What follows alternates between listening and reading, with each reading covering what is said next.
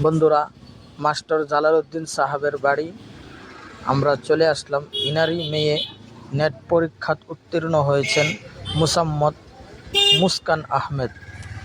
বন্ধুরা, আমরা সবাই ঘরে বসলাম। বসার পরে চায় পানি মিষ্টি দিল, খাওয়া দাওয়া করলাম। খাওয়া দাওয়া করার পরে নেট পরীক্ষাত উত্তীর্ণ হওয়ার কারণে আমরা এই যে সম্বর্ধনা দেওয়া শুরু করলাম। একে একে কম বেশ সবাই দিতেছি। দেখেন, উলামা কাউন্সিল অফ অসম ফরিদপুর জেলার উলামা কাউন্সিলের সদস্য আমরা সবাই আসলাম। একে একে সবাইকে দিয়েছি। এখন আমরা ভাবতেছি যে মেয়েকে দেওয়া হলো, বাবাকেও দেওয়া হলো, এখন ভাবতেছি যে ইনার মাকেও দেওয়া হোক। ইনার মা পর্দার আড়ালে আছেন, তার জন্যই মেয়ের হাতও দিয়ে দিচ্ছি। আমি বহুত দিন হৈ গ'ল, কিছু কাৰণত আমাৰ অসুবিধা হৈছে।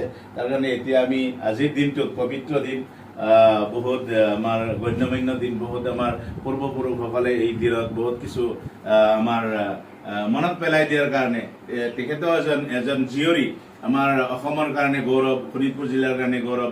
তেখেতে সমাজ সেৱা কৰাৰ কাৰণে তেওঁ আগুৱাই যোৱাৰ কাৰণে তেওঁ নিট পৰীক্ষাত উত্তীৰ্ণ হৈছে। তেওঁ ডক্টৰ হ'ব, ডক্টৰ হ'লেই নহ'ব, আৰু সামাজিক কাম কাজো কৰিব লাগিব। তেখেতৰ বহুত মনত বহুত আৱেগ আছে, কৰিব। তাৰ কাৰণে আমি তেওঁক উৎসাহ দিবলৈ আমি আহিছোঁ যে তেওঁৰ ভৱিষ্যত জীৱন আমি সফল হওক, শুভকামনা থাকিল, আগুৱাই যাওক। আমি সহায় সহযোগ কৰিম, কথাৰেই হওক কামেৰেই হওক, যেনেকৈ হওক আমি সহায় সহযোগ কৰাৰ কাৰণে আমি শোণিতপুৰ জিলাৰ পৰা তেওঁক অভিনন্দন জনাইছোঁ। আশা কৰোঁ তেখেতে দুই এষাৰ ক'ব, যাতে দেশবাসীৰ কাৰণে তেওঁ কি পয়গাম দিব, মেছেজ দিব, যে বাকী জেনেৰেশ্যনৰ কাৰণে তেখেতক কোৱাৰ কাৰণে আমি ধন্যবাদ জনাইছোঁ।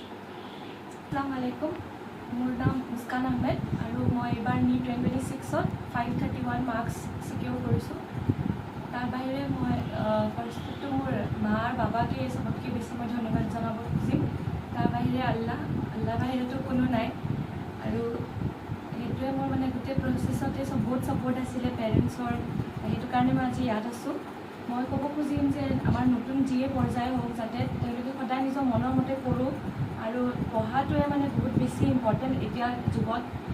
পঢ়া বাহিৰে একোৱেই নাই, নিজে ইণ্ডিপেণ্ডেণ্ট হ'ব লাগিব, তেন্তে তুমি কিবা ছ'চাইটিৰ কাৰণে কিবা কৰিব পাৰিবা। আগত নিজে কিবা এটা ইণ্ডিপেণ্ডেণ্ট হ'ব লাগিব, তাৰ বাহিৰে তুমি মানুহৰ হেল্প কৰিব পাৰিবা। সেইকাৰণে মই ভাবিলোঁ এনেকুৱা ফিল্ডত যাওঁ যাতে মই বেলেগৰ কাৰণে কিবা কৰিব পাৰোঁ, আৰু আমাৰ কমিউনিটিৰ ফালেও মই যাতে চাব পাৰোঁ অলপমান, তেওঁলোকৰ বাবেও কিবা এটা ভাল হওক, তেওঁলোকৰ বাবেও মই কিবা কৰিব পাৰোঁ। সেইটোৱে আশা কৰিছোঁ, যাতে মই ভাল মানুহ হৈ থাকিব পাৰোঁ আৰু মানুহৰ বাবেও কামত আহোঁ।